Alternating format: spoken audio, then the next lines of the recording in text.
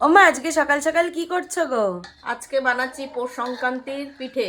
পিঠে? হ্যাঁ, দুধ জাল দিচ্ছি। দেখো এখনই এই আওয়াজটা শুরু হলো, ব্যাকগ্রাউন্ডে কাজ চলছে গাইস, ওই জন্য একটু আওয়াজ আসবে। এই যে এখানে মা দুধ জাল দিচ্ছে, আর দেখো সকাল সকাল সব রেডি করে নিয়েছে। এখানে মা ক্ষীর বানিয়ে নিয়েছে। ও মা ক্ষীরটা দিয়ে কি করবে? ক্ষীরটা দিয়ে পাটিসাপটা করব।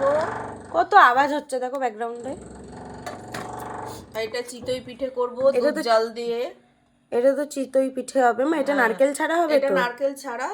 মানে ওটা দুধের মধ্যে দেবো বলে তাই নারকেল ছাড়া? নারকেল ছাড়া।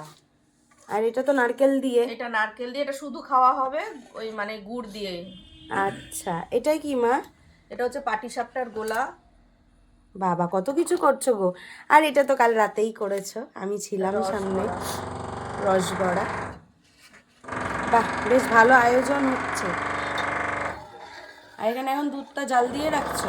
এটা দুধ জাল দিয়ে রাখছি, মানে পিঠে করবো আর দুধের মধ্যে চুবিয়ে দেবো।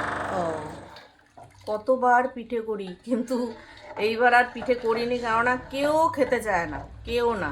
এখন আর আগের মতো মিষ্টি খেতে তো ভালো না, লাগে না। কেউ খেতে চায় না বলে এইবার আর কি এই প্রথম আর কি করা হচ্ছে। আর না, এর আগে একবার করলে তো। পাটিসাপটা করেছিলাম, দাদাদের দিলাম, হুম। ব্যাস আর করিনি। এই আজকে একটুখানি করছি। এইবার মানে প্রথম হচ্ছে বলো?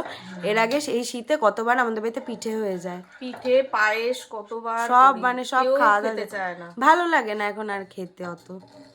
তাই জন্য আজকে শুধু একটুখানি করি, মাস শেষ। যাক, করো।